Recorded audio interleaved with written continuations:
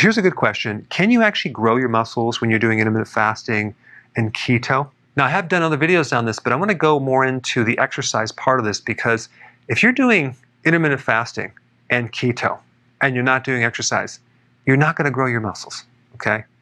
Why? Because the most important stimulus to muscle hypertrophy, which is growing muscle, is the intensity of the exercise. Okay, intensity of the exercise.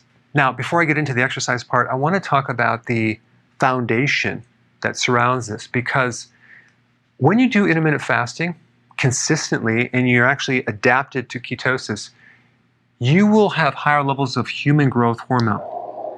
And human growth hormone does cause the growth of muscle, and it also prevents the loss of muscle.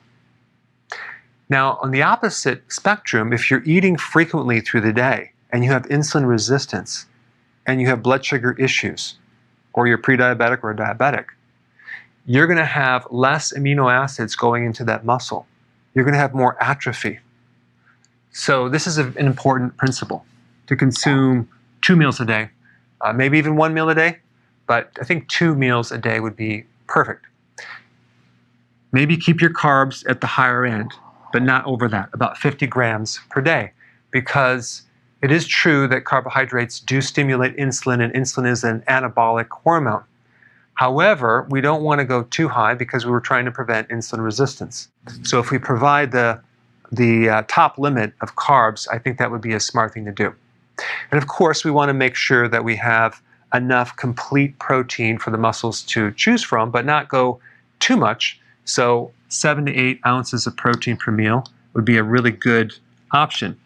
What you have to realize is that when you consume protein, whether it's meat, fish, or eggs, or whatever, minimally, at least half of that is wasted as glucose fuel, because protein turns into glucose, or as nitrogen waste. So you're not really absorbing 100% of that unless you're taking certain types of amino acid blends. So by adding a ton of protein with your meals, that will not help you with this. It just creates more stress on your kidney and your liver, and it can actually increase your glucose a little bit too much. And of course, sufficient sleep is very, very important, because if you're not sleeping, you increase the stress, and the hormone cortisol breaks down muscle protein. Now, this data that I'm going to tell you about right now, it's very, very powerful. And I got this from an interview from Dorian Yates. So he actually achieved Mr. Olympia 6 times. So I wanted to see what he had to say about muscle growth, and I really liked his data. Now, it is true that most bodybuilders, including him, took a lot of steroids and growth hormones. However, I really liked his philosophy on muscle growth, and I think it makes a lot of sense. Personally, I am not doing it simply because that's not my goal right now, but I think it's worth looking at. This is what he said.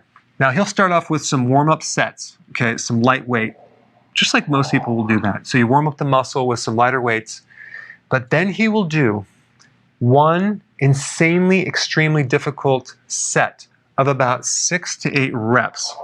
So he will do these reps to total failure and beyond, okay?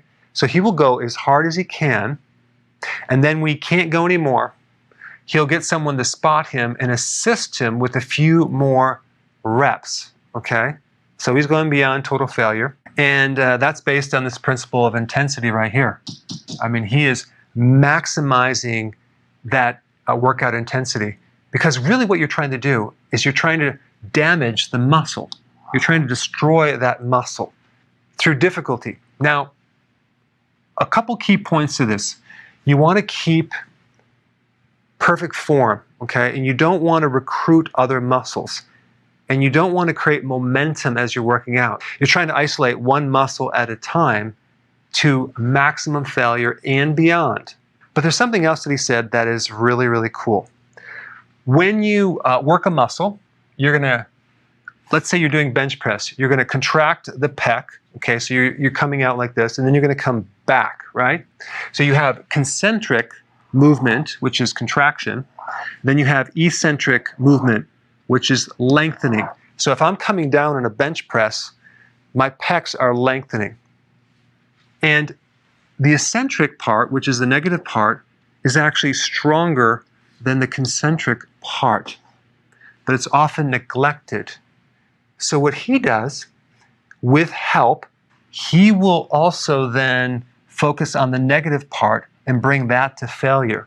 So if you were to have someone spot you on a bench press and you've just did 8 reps to total failure, you would have them assist you on the concentric part, okay, help you lift it all the way up, and then you would just bring it down slowly, okay, and you would keep doing that until you can't do it anymore, to failure. That way you completely and utterly exhaust that muscle to the point where you create some serious damage. Now, he's only going to work that muscle once a week. He's not going to hit it tomorrow or the next day. So he works at one muscle per week, and here's the key. You let it recover fully, 100%. Here's a big mistake that a lot of people do, is they work out when that muscle is incomplete, that hasn't healed. So that's when you create scar tissue and injury. So this, number 5, allowing your muscle to recover fully, is what makes the muscle get bigger, okay? The exercise, the intensity, is just the damage of the muscle, and then you let it heal. And so then the next time you work out, you're a little bit stronger. And at some point, you want to keep increasing the weight more and more and more until the muscle grows. So you don't want to go for momentum.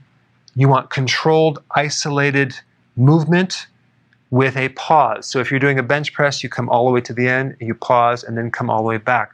And you come back on the eccentric part slower than this part right here. So we have some warm-ups, 1 intense set per exercise. Now he may hit that muscle like the pec with maybe 3 to 4 to 5 different exercises, but he's only going to do that 1 intense to total failure and beyond once per week. And for details on all this, definitely get one of his books and you can read up on it. He works out 1 hour per day, only 4 times a week. On the off days, he did cardio, which actually helps the recovery. Now, of course, if you're going to do this, you do not want to jump into this right away because you could hurt yourself. You want to go into this very, very gradual, probably hire a personal trainer to help you, and you want to, over a period of weeks, build up to this intense total failure and beyond set. But I really think if you combine this with your keto, intermittent fasting, keep your stress low, good sleep, you're going to be able to get muscle hypertrophy. All right, and number 5, very important. Okay, this is going to get you this right here. So you have to work out intensely to create the damage and the soreness, and then you have to recover completely for you to be able to have this occur. So it might take longer than a week. It could take 2 weeks, and sometimes maybe even 3 if you're just starting out.